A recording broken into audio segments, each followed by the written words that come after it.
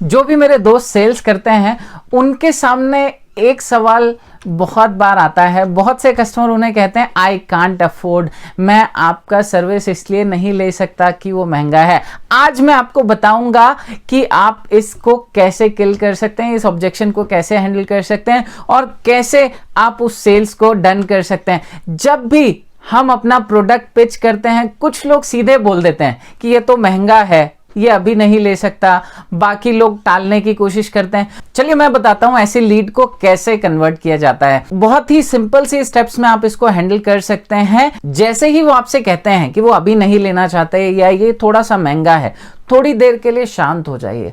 जैसे ही आपका कम्युनिकेशन चल रहा है, उन्होंने एक बात कही है, आप चुप हो गए, तो जो साइलेंस होता है वो उसे मोटिवेट करता है कि वो कुछ बोले। वो ये देने के बाद इसका जस्टिफिकेशन देने लगता है और कई बार ऐसी चीजें बोल देता है कि उसे खुद जवाब मिल जाता है कि हाँ, ये वो बोल रहा है वो सच अंदर से एग्जैक्टली सच बोल रहा है या सिर्फ टालने के लिए बोल रहा है। तो साइलेंट आपके पास कई बार एक हथियार की तरह होता है जिसे आप यूज कर सकते हैं।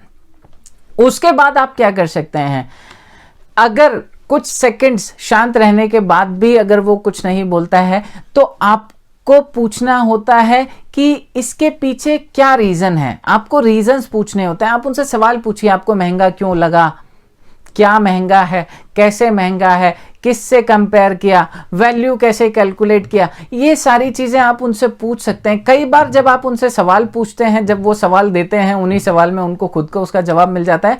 और अगर नहीं भी मिलता तो फिर आप आंसर कीजिए और जो आप आंसर करते हैं वहां पे आप फोकस कीजिए वैल्यू के ऊपर। आप अपने प्रोडक्ट की वैल्यू बताइए, कॉस्ट को मत बोलिए कि ये कम है या ज्यादा है।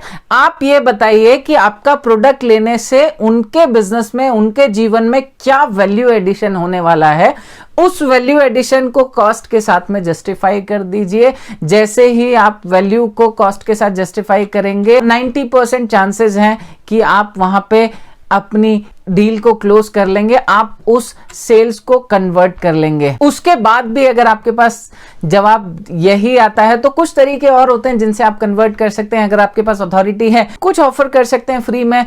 अगर उसके बाद भी सक्सेस नहीं मिल पाती है तो कुछ आपको स्टेप्स लेनी होती है जो लॉन्ग टर्म स्टेप्स होती हैं। पहली चीज होती है आस्क फॉर फीडबैक। आप उनसे फीडबैक पूछिए कि उनका जो सेल्स का जर्नी रहा, जब से आपने बात करना शुरू किया तब से आज तक, और जो आपने प्रोडक्ट देखा उसमें उनका फीडबैक क्या है। आप उस फीडबैक को लीजिए। आप फीडबैक लेंगे, वो फीडबैक आप ले रहे हैं, उससे आपको बहुत सारी लर्निंग मिलेगी। साथ ही साथ उनके माइंड में जो डाउट्स हैं, उनके माइंड में जो डाउट्स हैं वो भी कुछ हद तक कम हो जाएंगे।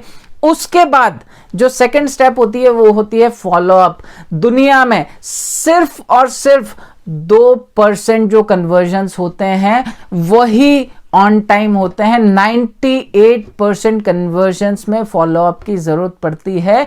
आपको फॉलोअप करने होते हैं, कम से कम 7 से 10 फॉलोअप आपको करने होते हैं। उसके बाद आपका सेल कन्वर्ट होता है। तो आपने फीडबैक पूछा, उसके बाद फॉलोअप लिया, फॉलोअप्स को कंटिन्यू रखा।